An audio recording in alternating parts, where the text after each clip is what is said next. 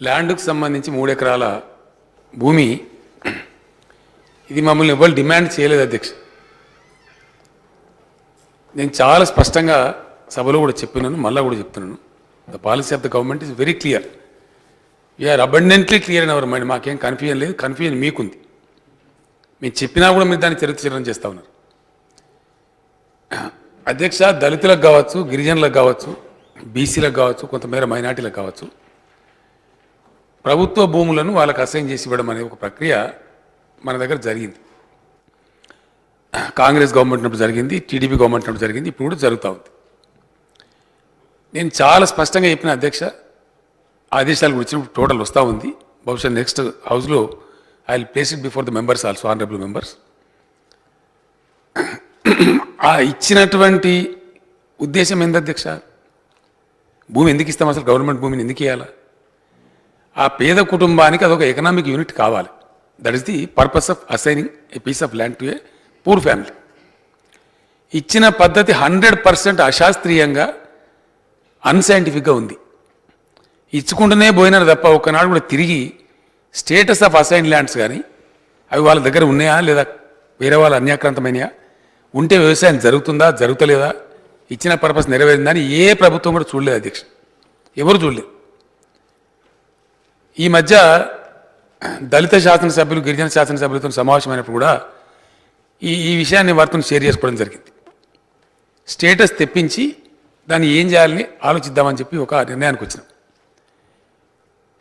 శాస్త్రజ్ఞులు చెప్పేది, వ్యవసాయ శాస్త్రజ్ఞులు చెప్పేది, ఇతరులు కూడా చెప్పేది ఏంటంటే అధ్యక్ష, 2.5 ఎకరాల పైబడిన కమ్మతం అయితేనే అది ఆ కుటుంబానికి ఉపాధి ఇవ్వగలుగుతుంది, ఒక కుటుంబం దాని మీద బతకగలుగుతుంది అనేది.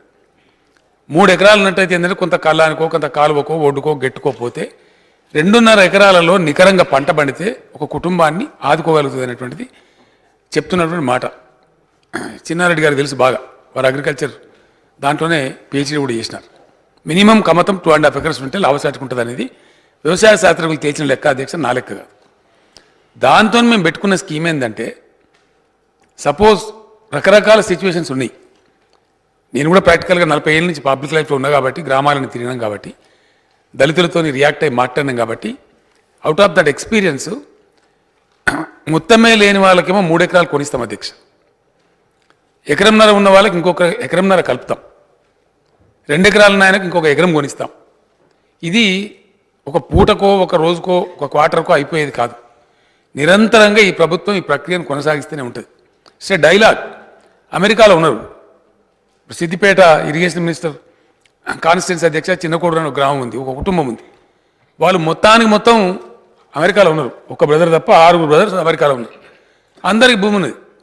ఆ మధ్య వాళ్ళు వస్తే నేను కన్విన్స్ చేసిన, ఎందుక మీరు వాడుకున్నది లేదు, నువ్వు అమెరికాలో పోయినావు, తిరిగి వచ్చే పరిస్థితి కూడా లేదు, మీ భూములు మంచి ధర ఇస్తున్నాం కదా, మునుపట్లాగా మేము తక్కువ ధర ఇస్తలేము.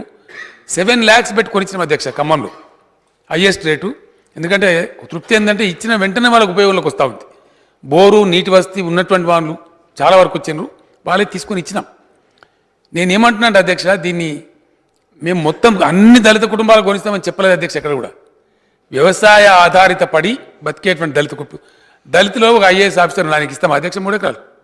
సంపత్ గారు ఉన్నారు, వారికి ఇస్తామా? ఇయ్యం కదా. ఎవరికైతే లేదో, గ్రామాలలో ఉన్నారో ఆ కుటుంబాలకు మంచి భూమిని, మేలైనటువంటి భూమిని కొని ఇచ్చడం అని దీని యొక్క స్కీమ్ ఉద్దేశం అధ్యక్ష. ఇది అయిపోదు, స్విచ్ ఆఫ్ కాదు. ఇది నిరంతరంగా కొనసాగుతుంది. ఎట్లా ముందుకు వస్తూ ఉంటే అట్లా దాన్ని కొనుక్కుంటే ఇచ్చుకుంటూ పోతూ ఉంటాం. విడమర్తి రవి గారు అని చెప్పి ఆయన ఇప్పుడు ఎస్సీ కార్పొరేషన్ చైర్మన్గా ఉన్నారు. అతను పాదయాత్ర కూడా చేసిన పాపం. ఇప్పటికే ఇవ్వబడ్డ 9,000 చిల్లర ఎకరాలు కాకుండా ఇంకొక 10,000 ఎకరాలు ఇవ్వడానికి ఇప్పుడు 125వ అంబేద్కర్ గారి జయంతిని పురస్కరించుకొని ఒక 10,000 acres ఒక ప్యాకేజ్కి ఇద్దామని చెప్పి సమీకరణ చేసినారు. అంతా కూడా అయిపోయింది. Almost that is on the verge of completion. అంటే అధ్యక్ష, ఒక 6,000 7,000 దళిత కుటుంబాలు మేము ఒక భూమి ఇస్తలేము అధ్యక్ష. భూమి ఇస్తాం, 1 సంవత్సరం పెట్టుబడి కూడా ఇస్తాం వాళ్ళకు. మళ్ళీ వాళ్ళు అప్లపాలు కాకుండా 1 సంవత్సరానికి ఎంతైతే ఇన్వెస్ట్మెంట్ అవుతుందో ఆయనకు ఎరువులు కానీ, విత్తనాలు కానీ అన్నీ కూడా ఇచ్చి అది రైతు కుటుంబం కింద మారాలని ప్రభుత్వం యొక్క సదుద్దేశం. మేము ఆలోచించే పద్ధతి ఏంటంటే, 100 కుటుంబాలు విముక్తి అయినట్టే, 1000 అయినట్టే, 3,000 అయినట్టే.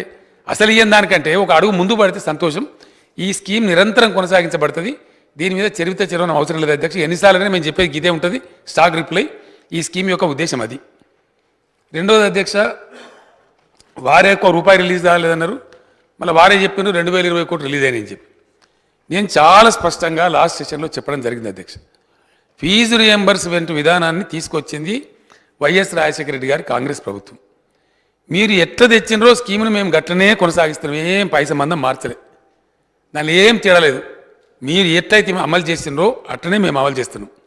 మీరు చెప్పే సర్టిఫికెట్లు ఇస్తలేరన్న విషయం కరెక్ట్ కాదండి.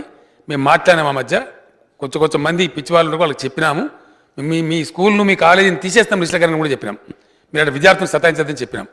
ఎందుకంటే అధ్యక్ష, ఈ రిజిస్ట్రేషన్ అనేది ఒక రోజు తను కంప్లీట్ కాదు. గవర్నమెంట్ ఎట్లా ఇస్తుంది, దాదాపు 2.5 కోట్ల బడ్జెట్లు పెట్టాం. ఇప్పుడు బడ్జెట్ని ప్రపోజ్ అయింది ఫీజు రీయింబర్స్మెంట్ కోసం. Once the amount is budgeted తప్పకుండా ఇస్తారు. ఇంకా ఒక స్టెప్ ముందుకు పోయి నేను ఏం చెప్పిన అంటే, ఎప్పుడు కూడా అధ్యక్ష సేమ్ అకాడమిక్ ఇయర్ ఇది రాదు. ఎందుకంటే వాళ్ళ రిజిస్ట్రేషన్ ఫిబ్రవరి దాకా కూడా రిజిస్ట్రేషన్ చేస్తూ ఉంటారు స్కూళ్ళు. ఇవ్వకపోతే మళ్ళీ ప్రాబ్లం, మాది కాదానండి మా విద్యార్థులకు ఇయ్యరా మీరు, కటాఫ్ చేద్దామంటే అట్లా చేస్తారు, మళ్ళీ అది ఒక రకమైన విమర్శ వస్తుంది. అది జరుగుతూ ఉంది. ఒకటి మాత్రం పేద విద్యార్థులకు సంబంధించినటువంటి విషయం కాబట్టి విద్యార్థులకు ఇబ్బందులు రాకుండా తప్పకుండా కన్సర్న్ మినిస్టర్స్, ఎస్సీ వెల్ఫేర్ కానీ, ఎస్టీ వెల్ఫేర్ కానీ, ఎడ్యుకేషన్ మినిస్టర్ గారు కానీ, బీసీ వెల్ఫేర్ కానీ ఆ స్టెప్స్ తీసుకుంటారు. మీరైనా సూచన కూడా బెదలిస్తే ఇవ్వండి. ఫీజు రియంబర్స్మెంట్ తప్పకుండా కొనసాగిస్తుంది ప్రభుత్వం. ఎవరు దాని మీద ఇబ్బంది పడే అవసరం లేదు. అధ్యక్ష, ఇంకో విషయం, ఫిగర్స్కు పొంతన లేదని చెప్పి చెప్తా ఉన్నారు. డెఫినెట్గా పొంతన ఉండదండి, పొంతన ఉండదు, అది ఆశ్చర్యమేం లేదు. Always there is a case, that is BERE. ఇది ఒక తెలంగాణ రాష్ట్రానికి పరిమితం కాదండి, 29 రాష్ట్రాలకు ఇదే పద్ధతి ఉంటుంది. బడ్జెట్ ఎస్టిమేట్, రివైజ్డ్ ఎస్టిమేట్, ఇది ప్రతి సంవత్సరం జరిగేదే, రొటీన్గా జరిగేదే, దానిలో పెద్ద ఆశ్చర్యం లేదు. ఈ సంవత్సరం అధ్యక్ష 1,07,000 కోట్లకు చేరుకుంటామని అనుకున్నాం. లక్కీ ఐ థింక్ 1,12,000 కోట్ల వరకు ఎక్స్పెండిచర్ పోతా ఉంది. మనం అనుకున్న దానికంటే మనం బాగున్నాం. ఇంకో మాట కూడా నేను మనవి చేస్తా ఉన్నా, అనేక సందర్భాల్లో నేను రిపీట్ కూడా చేసినాను. దయచేసి let us not curse our own state. మళ్ళా నేను చెప్తా ఉన్నాను, ఎకనామికల్లీ మంచి బాయన్సీ ఉన్నటువంటి స్టేట్. మీరు అప్పులు తెస్తున్నారు అని మాట్లాడింది, ఎవరికి ఇస్తారండి అప్పులు? మంచి గుణంలోకే ఇస్తారు. 30,000 కోట్ల రూపాయలు లైన్ కట్టి commercial banks Telangana government loan ఇస్తున్నాయంటే తెలంగాణ రాష్ట్రం యొక్క పరపతి ఏందో దాన్ని బట్టి మనం అర్థం చేసుకోవచ్చు. కాబట్టి అది రొటీన్గా జరిగేదనండి, దానిలో మీకు పెద్ద సబ్జెక్ట్ లేదు. అది budget estimate, revised estimate is a routine thing which happens in all 29 states of India. Also this is the case with the government of India also. మీరు పరిపాలించమన్నారు, 100% మీరు 40 ఏళ్ళు పరిపాలించారు. మీ పరిపాలన టైంలో కూడా ప్రతి సంవత్సరం ఇది జరిగిన తంతే, దీనిలో కొత్తదేం లేదు, ఎవరికి కన్ఫ్యూజన్ అవసరం లేదు. ఇంకోటి అధ్యక్ష, హౌసెస్ గురించి కూడా మేము చెప్పినాం, మాకేం శశబిషయం లేవు, మేము ఫాల్స్ ప్రెస్టేజ్ కూడా పోదలుచుకోలేదు. ఇదే సభలో నేనే స్వయంగా చెప్పినాను, గవర్నమెంట్ చాలా ఆదాయం ఉండి ఎక్కువ పన్ను టేకప్ చేసినాం కాబట్టి అధ్యక్ష, ఎక్కడిది అధ్యక్ష R&B అధికారులు నడితే రాష్ట్రం వచ్చిన కొత్తలో తెలంగాణ మొత్తం 10 జిల్లాలకు కలిపి, అప్పుడున్న 10 జిల్లాలకు కలిపి 350 కోట్లు రాపో అధ్యక్ష R&B కింద. Today we are spending about more than 3,000 crores. కాబట్టి వర్క్స్ అక్కడ పెరిగింది, ఆ వాల్యూమ్ పెరిగిపోయింది. పంచాయతీరాజ్లో కానీ, R&Bలో కానీ, ఇరిగేషన్లో కానీ చాలా టెరిఫిక్గా వర్క్స్ జరుగుతూ ఉన్నాయి. దాదాపు 40-50 వేల కోట్ల రూపాయల వర్క్స్ జరుగుతున్నాయి. అందువల్ల మేజర్ కాంట్రాక్టర్స్ ఉన్న వాళ్ళు ఎవరైతే ఉన్నారో వాళ్ళు ఇల్లు కట్టడానికి ముందుకు రాలే. ఈ మధ్యనే మాట్లాడడం, దానిలో కొన్ని రిస్ట్రిక్షన్ చేసినాం, అది చాలా వేగం అందుకున్నది. నేనే భయపడతా ఉన్నా అధ్యక్ష, ఇవి తొందరగా కంప్లీట్ అయిపోతే మళ్ళీ నెక్స్ట్ ఇయర్ తీసుకుంటే మళ్ళీ హెవీగా మన మీద బేరింగ్ వస్తుందని దాంట్లో కూడా అసెస్మెంట్ కూడా చేసుకుందాం. మీరు ఎవ్వరు దానికి రందిపడే అవసరం లేదండి. తప్పకుండా నేను మొన్న శాసనసభలో చెప్పినాను, ఇదే హౌస్లో కూడా మొన్న కూడా చెప్పినాను, 100% ఈ ఇయర్లో రూరల్లో 1 లక్ష, హైదరాబాద్లో 1 లక్ష ఇల్లు కంప్లీట్ చేస్తామండి. మళ్ళీ నెక్స్ట్ ఇయర్ కూడా మళ్ళీ మంజూరు చేసుకుంటాం. బ్రహ్మాండంగా సుభిక్షంగా ప్రోగ్రాం జరుగుతుంది. ఇండియాలో ఎక్కలేని విధంగా డబుల్ బెడ్రూమ్ హౌసింగ్ మేము తీసుకున్నాం, మేము దానికి కమిట్ అయి ఉన్నాం. ఎంత ఖర్చు అయినా సరే ఆ విధంగా దాని మీద ముందుకు పోతామని నేను తెలియజేస్తా ఉన్నాను అధ్యక్ష. తర్వాత మైనార్టీస్ విషయంలో వచ్చినప్పుడు ప్రభుత్వానికి ఏ మైనార్టీ అనే మైనార్టీ అధ్యక్ష, ఏ ఒక్కల విషయంలో వివక్ష ఉండదు. కాకపోతే మన దగ్గర ముస్లింలు ఎక్కువ ఉన్నారు మైనార్టీస్లో, మేజర్ పోర్షన్ ముస్లిమ్స్ ఉన్నారు.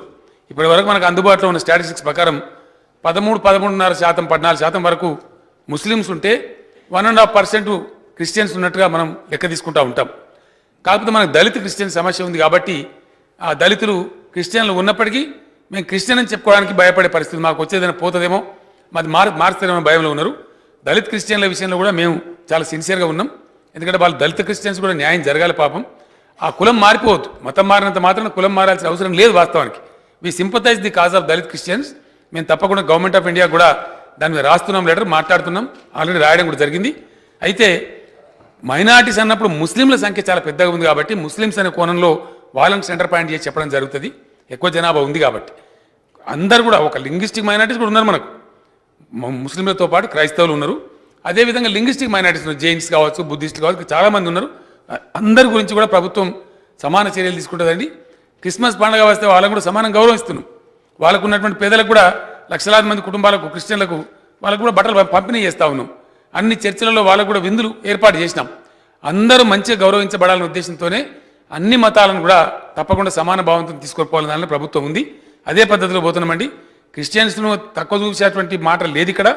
డెఫినెట్గా ముస్లింలకు ఉన్నటువంటి బెనిఫిట్స్ అన్నీ ఏ స్కీమ్లో వచ్చినా, దేనిలో వచ్చినా, స్కాలర్షిప్లో వచ్చినా, ఫీజు రియంబర్స్మెంట్లో వచ్చినా, అది అదర్వైజ్ ప్రీ మెట్రిక్ స్కాలర్షిప్లో వచ్చినా తప్పకుండా వాళ్ళకు కూడా సమానంగా లబ్ధి చేకూరుతుందని చెప్పి నేను మనవి చేస్తా ఉన్నా అధ్యక్ష.